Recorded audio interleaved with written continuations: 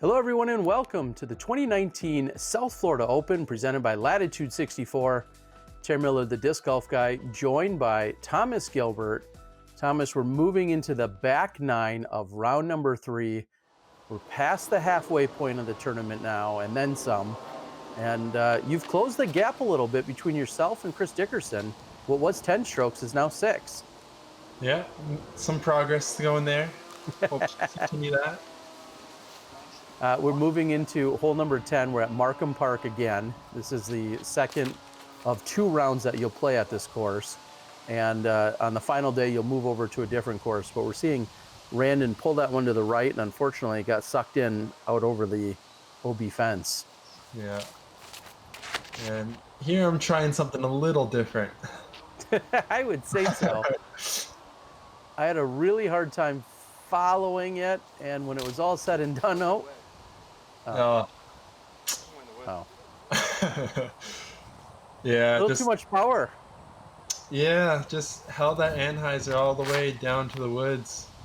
Was trying to stay out of those left woods from the previous round, but pulled it over a little too far. And Chris makes it all the way out of the gap and has just that left for his approach. Randon, he's going to bring it in the 1 meter.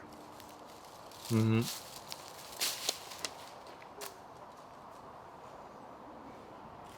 Looks to be fading out a little bit early, but he'll have hopefully an easy up and down for his bogey. He's looking at, maybe 80 feet or so.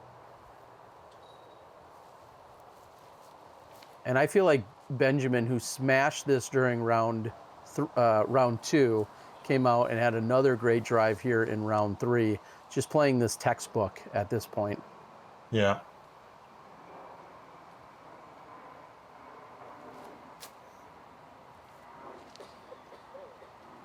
So it's fair to say you struggled a little bit. You were playing up the, alternative fairway during the previous round. And now this round, you go a little bit bigger and you find yourself out of bounds. You approach and you've got a little work to do. You're trying to shave some strokes here. Yeah, just came up a little bit short. I wanted to try to do a run up, but I couldn't really back up with the fence behind me. So I went with the standstill and left myself a pretty lofty putt. So this is to save your par after the OB stroke. And just sailed it.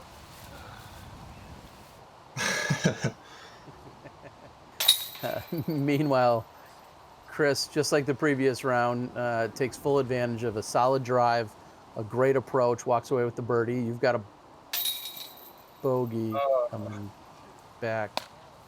Yeah. Just little lack of focus there. Just thought it was an easy tap in and took it for granted. Unfortunately, ended up be taking the same score back-to-back rounds. In 2 completely different styles, mind you. Yeah, not what I need to be doing when I'm chasing down Chris. Yeah, so you go from being within 6 of them.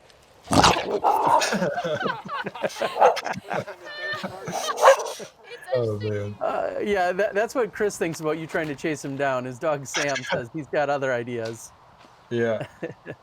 And to be fair, I simply put the camera down in front of Sam. I was just trying to get a nice low shot of him, and he wasn't a fan of the wind protector. No. He thought he felt I don't know, intimidated by my windscreen, so he was going to attack the camera. So here we are. This is a par 4. This is a combination hole. You're really playing hole 11's tee to 12's pin if you're out here on the regular course, right? Yeah. Yeah, so you see Chris landed just beside hole 11's basket that's covered there. And I'm just kind of following that line, doing a big hyzer out and around the mandatory. And that's really all you can ask for. I mean, I think that's about as good of a drive as you would want here on this hole. Yeah.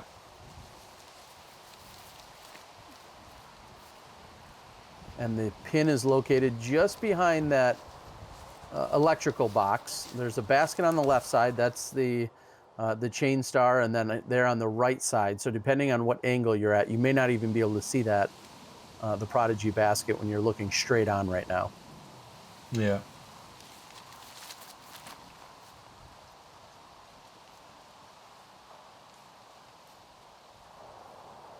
And pretty decent shot there by Chris. Yeah, that's gonna put him inside the circle. You're going with a forehand. What forehand, what disc is that? That's a Champion Boss, just trying to flick it out and around all these trees. And you pretty much matched Chris's shot there, so you got to be feeling pretty good inside the circle. Ooh, nice little redirect there off those branches. Yeah, might have gotten away with one at that point, and Yeah. here's Ben just trying to get up and around. That's his third shot.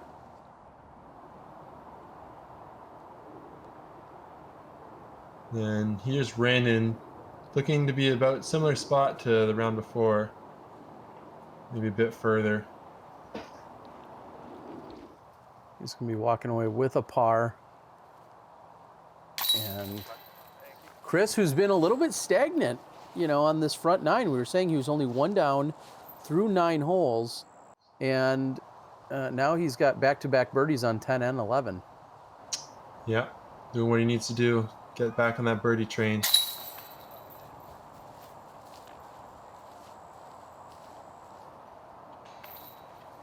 Nice birdie to answer.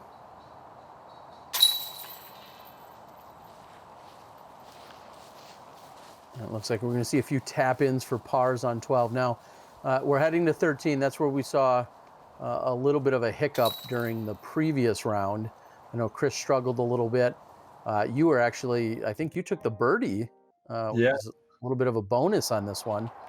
But 270 bending left to right, and a tight fairway. Oh, man. Chris looking to make pretty much the exact same mistake as the previous round, just a little early release and hitting those left side trees.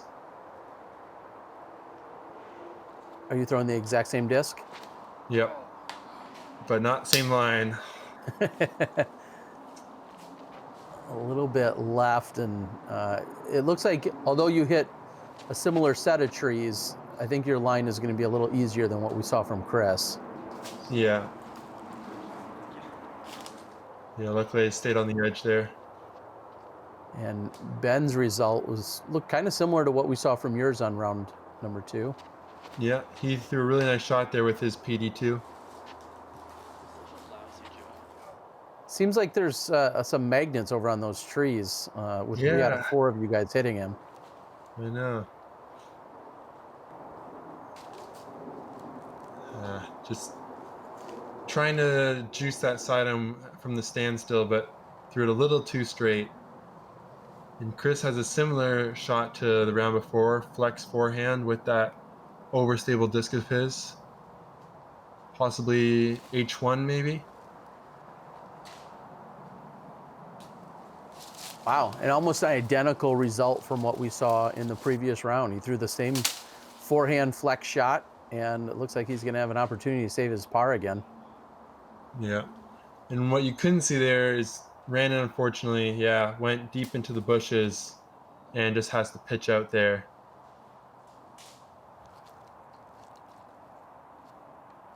This hole providing plenty of challenge, and Randon's just struggling, trying to kind of just chop through this 270 footer. Mm-hmm. This is for you to save your par. Yeah.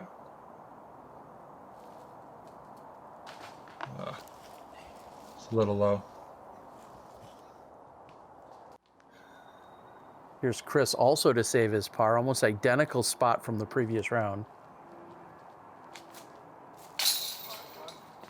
Oh my goodness. And rightfully frustrated there. That was in the chains. Yeah, and we're going to see it again from the other angle. Oh, good. Oh my gosh. How does that not stay in? Yeah, Chris was definitely frustrated. Like you said, that seemed to be dead center chain. And, you know, he had some, as we see a great birdie there by Ben, but Chris had some engineering explanation later when he was talking about a little bit of his frustration there. And Yeah. it kind of baffles us all when you look at that, to see it from both angles, to say, how did that not stay in? It looks so good. Uh-huh.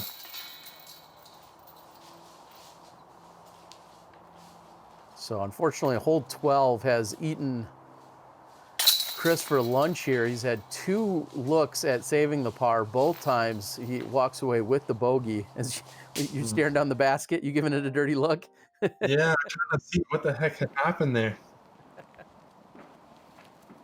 We're gonna move over to hole 13, a par 4. Hopefully without a dog or a dog walker this time. Yeah. Yikes. Looks like Ben got over on that one just a bit. There's the basket tucked up in that opening on the top of the mound. Yeah. And that is the mistake to make, is turning it over a little too much, because this water is really dangerous and you have to go to a drop zone as Chris splashes in there. And the driver I threw in the round before was my flippiest destroyer, so here's my second flippiest. And does not flip at all. Get some legs. No. Wow. So you're also out in the water. Now, with that disc being gone, are you thinking ahead to other places where you throw it, or are you more focused on how you're going to get up and down and try and save the par? I'm not thinking about any of the next holes. I'm just thinking about the shot from the drop zone, but I definitely was thinking about it on one of the holes later on where I needed a flippy driver. And what a play here by Dickerson. He's going to go with the tight backhand roller. Wow. And that's going to, Juha is going to try and hunt it down, but that's actually going to give him a look at saving the par with a good uphill putt. And you're going with a forehand. Yeah, once again, just trying to skip this up the hill and give myself a look at the basket. You're about circle's edge there. Yeah.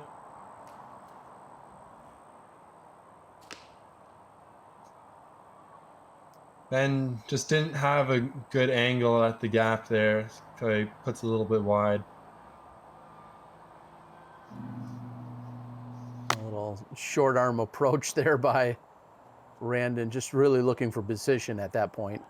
Yeah. They're different. Different things, you know. Yeah. How you doing, Terry? What's going on here? Some dummy threw his disc out into the water, and I have to go get it for him because he has to finish his round or something.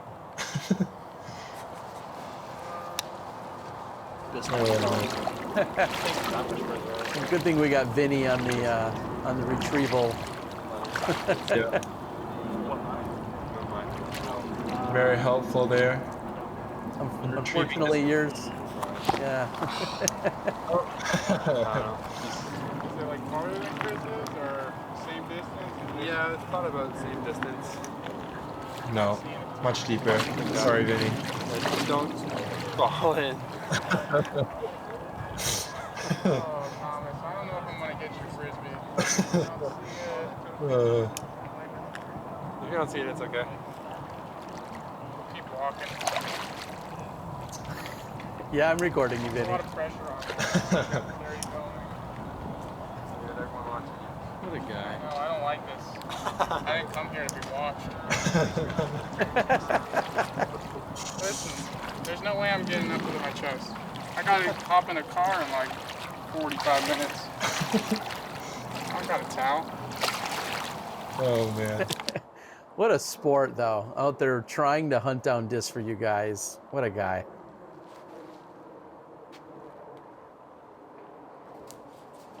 A little redirect, very punishing here for Randon. Yeah, I'll leave him a tricky uphill putt to the green.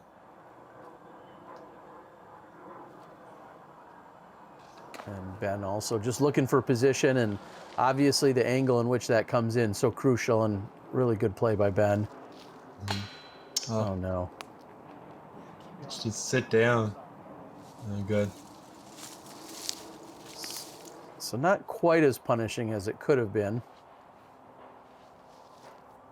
Yeah, it looks like Randon in a similar spot to Chris. Yeah, I think they were just a few feet away from one another.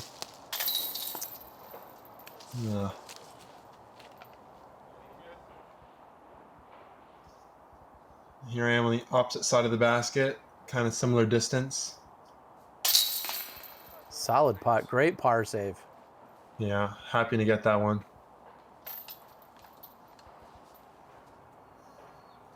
So Chris still has some work to do with his uphill putt. Huh. That was very uncharacteristic from Chris. Yeah, and I know we kind of talked about it back on hole 8. Like, to see Chris throw a putt that doesn't draw any metal, that is incredibly rare.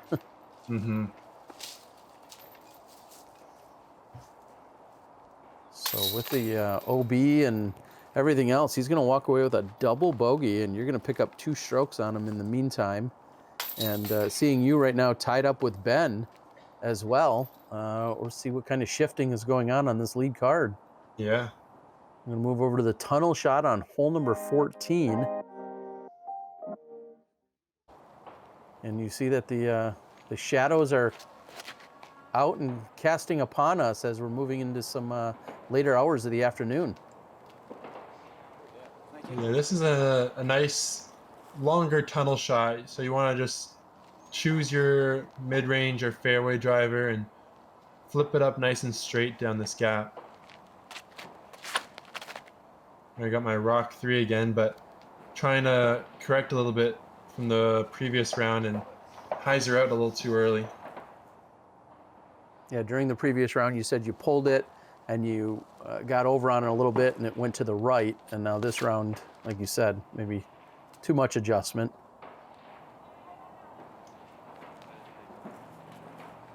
Looks to be a decent shot there. Maybe a 40, 45 footer for Randon for birdie. Chris with his M3. Ugh. Dare I say it? Yeah, a little rattled almost, maybe. He's had a couple of rough holes the last 2 or 3 holes. Yeah, I guess so. It's somehow splitting that. I don't know if you could do that in 100 additional tries. No.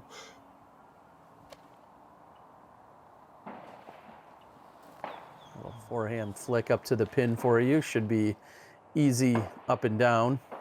Yeah. Man, hoping to give it a nice bid. Oof. See, he gave it a high floaty run just because the water's so close behind that basket. Oh.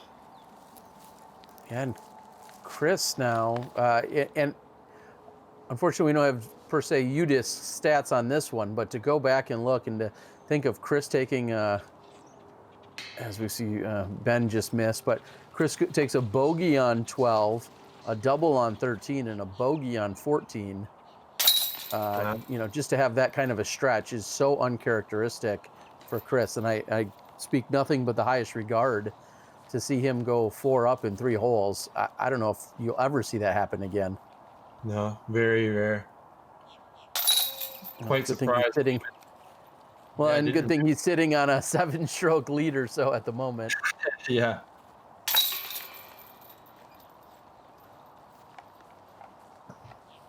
He's going to come in and tap out, and that 7 is going to be reduced by another one. We'll see if you guys can take advantage. We've got another water carry hole here on number 15. What's your play here? I'm just trying to throw a straight shot right at the gap there, kind of aiming there for Johanni.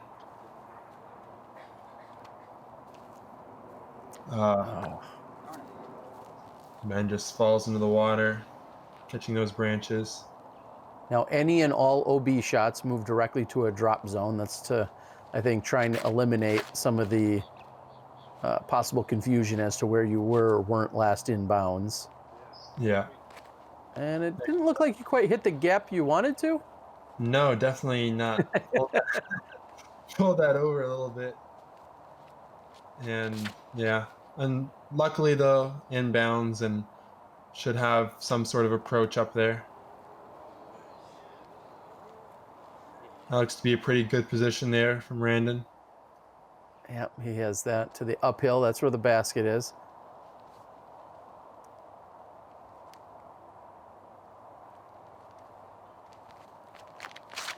Chris switching up his disc. He was throwing H3 round 2 and fights through the trees pretty good there.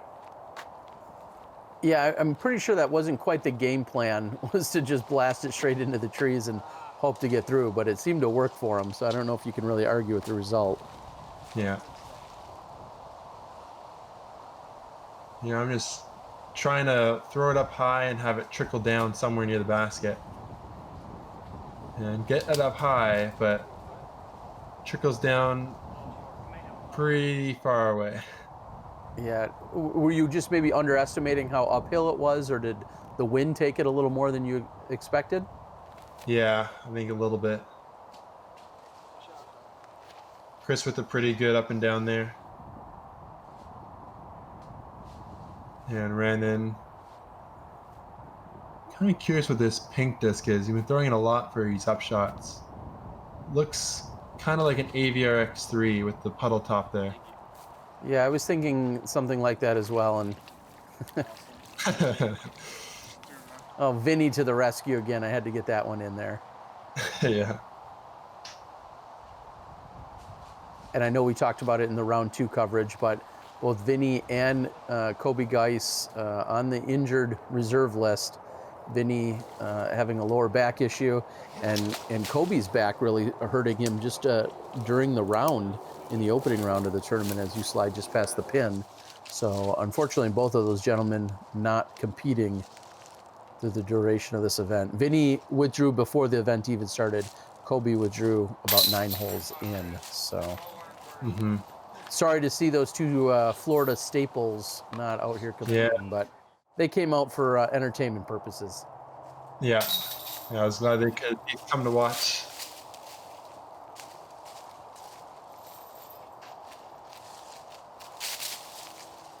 Ben clears out now.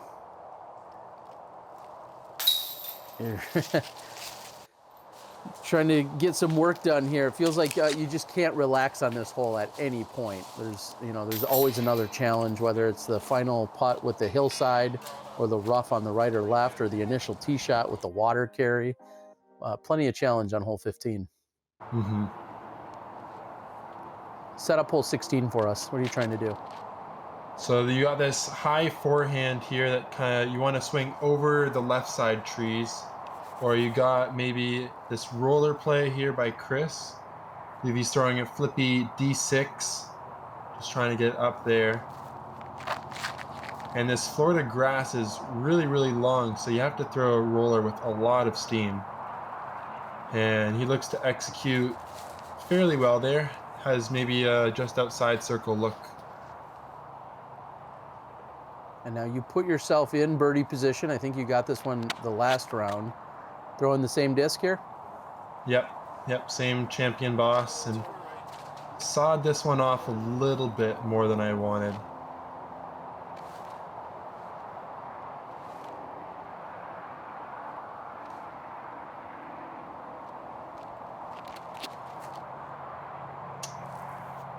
And Ben with a pretty effective whip. Unfortunately, he does get caught up by those trees. Now, if I'm not mistaken, is Ben a mixed bag thrower at the moment? Do you know if he's actively looking for a sponsor or not? I'm not sure. I think he does throw a bit of Innova and a bit of Discmania, and I don't believe he's sponsored, but he's definitely a very good player and probably looking for a sponsor for the future seasons. Yeah, I'm guessing. I know he's been working really hard, and again, so impressive as I've seen him the last few years. I think it won't be long before we see someone pick him up.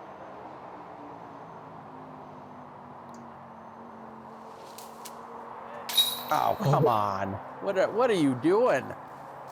That was Nice. just a sweet putt, patent pending. Just flick the wrist and right into the basket. Let's take another look at it from, oh yeah, that was just awesome. I love it. Thanks. And we'll say Chris goes a little bit more traditional. Just an Yeah. easy tap in. Is it at all deflating when you're trying to hunt down someone like Chris and you just make this phenomenal putt for a birdie and all you're doing is maintaining your spot with him?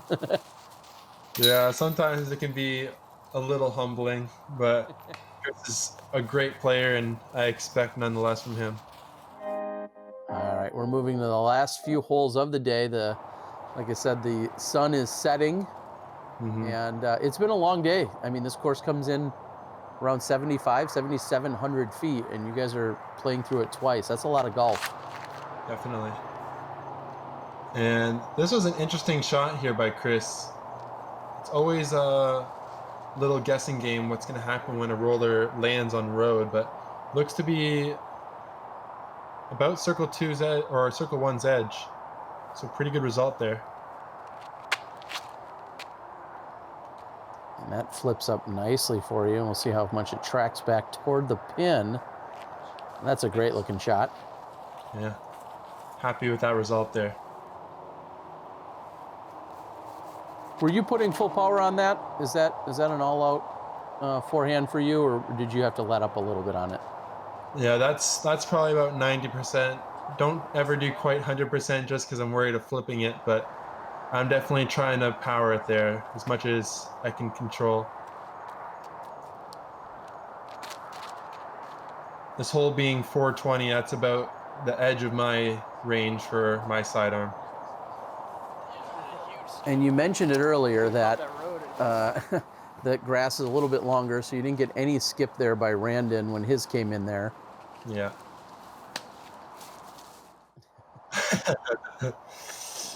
Ben's had enough today.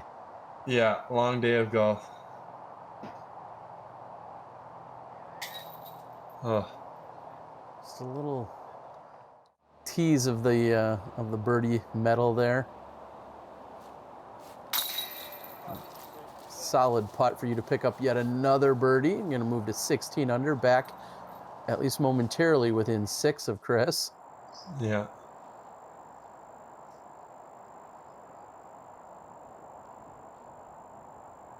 Just with the focus face. And it definitely pays off. Yeah. Nice putt there from the bushes. You can tell he's ecstatic. I can see it in his face.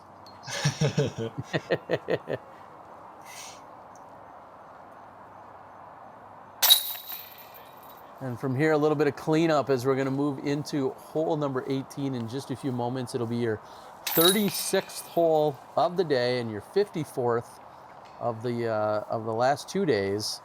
Plenty of golf being played. I want to thank all my Patreon subscribers as you guys help support all of the Disc Golf Guy video blogs that are out on the road.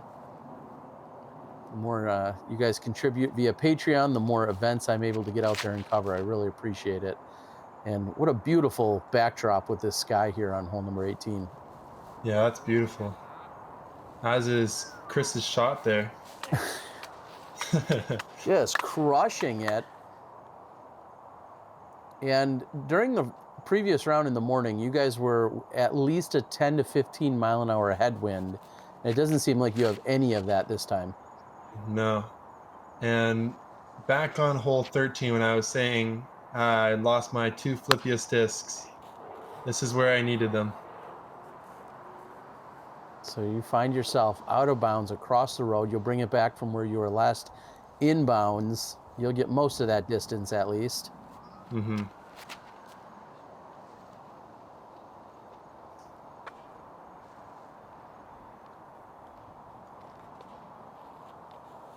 Ben keeping himself in the fairway. That looks to be a pretty safe shot. There's a real fine line of wanting to be on that left side, but yet not flirting too much with bringing the road into play. Yeah. Definitely want to try to play similar shot to Ben and Randon's, just turning it over, but still getting good distance up the fairway. So as you were talking about losing your flippy disc, the question that will possibly win you a disc that you got to leave in the comments once you like and give it the thumbs up is the comment I want to know is, how many discs have you lost in a round? What is the most amount? Whether it's due to water or losing or snow, whatever the case might be, what's the number of discs you have lost in the round? And hopefully it's 0. And even if so, I'd like to hear that. But we've seen a few that were given to the lake gods here, and that's what I want to know. So leave that in the comments. What's the most you've ever lost in a single round, Thomas? Has to be Ledgestone. Super windy day, and I believe that water drank about 7 of my drivers. Lake Eureka. Yes. Oh, just go in. Vinny getting worked up, asking for the eagle. It's a pretty good run there from Chris. Ooh.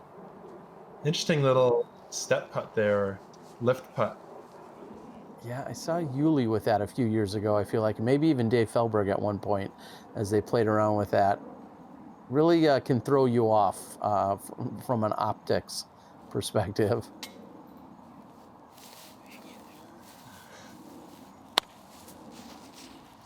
Not the way it went. So. Not going to be closing the gap anymore here, but a great birdie by Randon, who struggled a little bit. He's going to finish at 12 under. You make your comebacker. You're going to be sitting with the bogey now, unfortunately. Yeah. And Chris just trying to close out with another birdie. He started with a 10-stroke lead. And if I do some math right, looks like he's going to have 9 strokes going into the final round. Yeah. So it didn't make up as much as I wanted, but got one at least. Ben with a light distraction. I'm not going to say this is foreshadowing, but there might be one in the final round. Somebody's always out there working Ben on the 18th hole. We're going to close it out. Thomas, thank you for joining me. I hope you do so for round 4. And we'll see you guys again for the final round at the South Florida Open, presented by Latitude 64.